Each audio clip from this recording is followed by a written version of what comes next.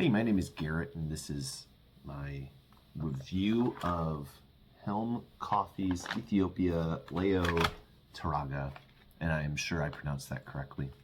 I speak so many languages, and I say all words properly.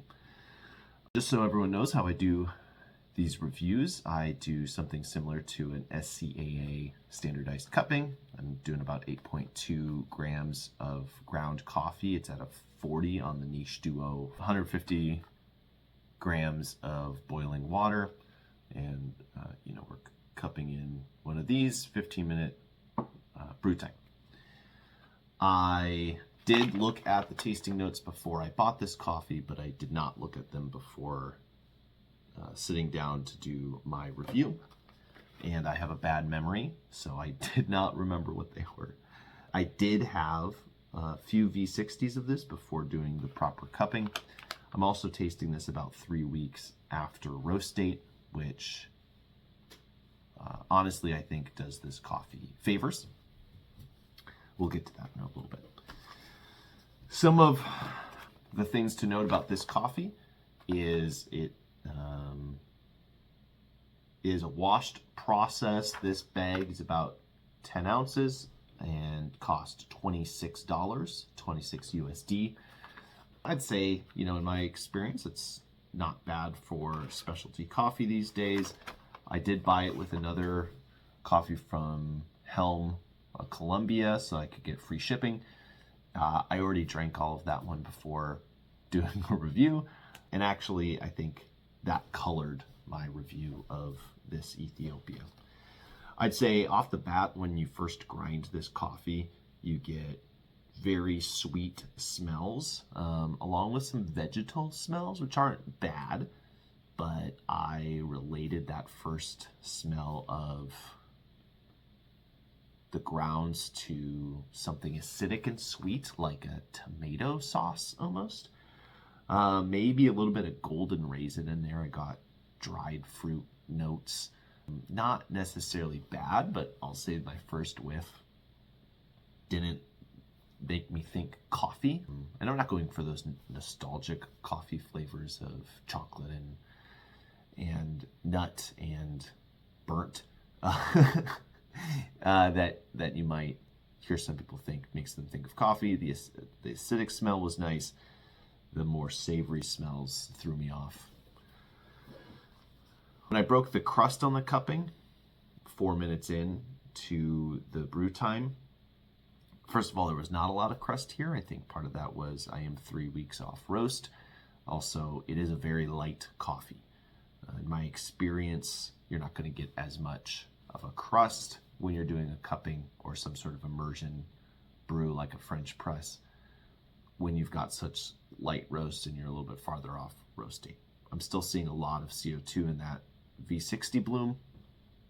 Anyway, sorry, when I broke the crust, I did get more of that dried fruit, almost a lemonade. Again, I'm getting a lot of sweet smells, a hint of green tea. Now, I'm not a green tea connoisseur. I couldn't have told you exactly where I was in that green tea range, but it, again, not unsweetened tea. You're definitely getting sweet smells from this. Then at 15 minutes of brew time, I was getting a lot of that floral tea. There was a lot of just straight sweetness. Sometimes the sweetness in a cup can express itself like a honey or maple or something along those lines, and this was just sweet. I did get a kind of pecan or maybe a Brazil nut aftertaste, which wasn't my favorite. I don't usually prefer a nutty coffee. To me, it can say a few things about the roast level or not always the green quality, because you can roast past those nutty tastes pretty easily. However, if you've got a more developed roast that still tastes like peanuts, that's probably the quality of your green coffee. This seemed more like you didn't quite get all those flavors out. I got a little bit of lemon water, and I would say, so in a cup, I do 2 cups in case there's a problem with one of the beans that I didn't see while preparing. And that way, you know, I can say, oh, this one had a defect and that's why this cup tastes weird, but this one over here tastes fine. So that's the kind of normal. I would say that there is variance in these cups. One of them had more pronounced flavor. Again, they are weighed out the same, ground the same water. And I don't know what to say about that. I did notice that there was some variance in the beans. Some of them are bigger than others. You don't quite have tipping where like the edges are burnt, but they are definitely like a gradient color. Some of them almost look like pea berries where they're folded in on themselves. Overall, my rating for this coffee, I'm putting at, we're not going to get too crazy here with the point whatevers, but I'm putting at a 6.5 out of 10. I will say the flavor notes that they provide, I can get down with apricot. That's probably some of that dried fruit flavor that I was getting. Cane sugar, that's going to be the sweetness that I mentioned. Jasmine, there's your tea flavors, and mandarin. So, you know, that's the Helm Coffee, Ethiopia, Layo, Teraga, 6.5 out of 10. Just a few other quick notes. That was, in my opinion, underdeveloped.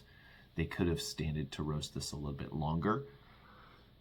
It had a really good flavor, but it was hard to find that flavor. Even in brewing V60s, I would grind a little bit coarser to get more out, and then my brew would choke.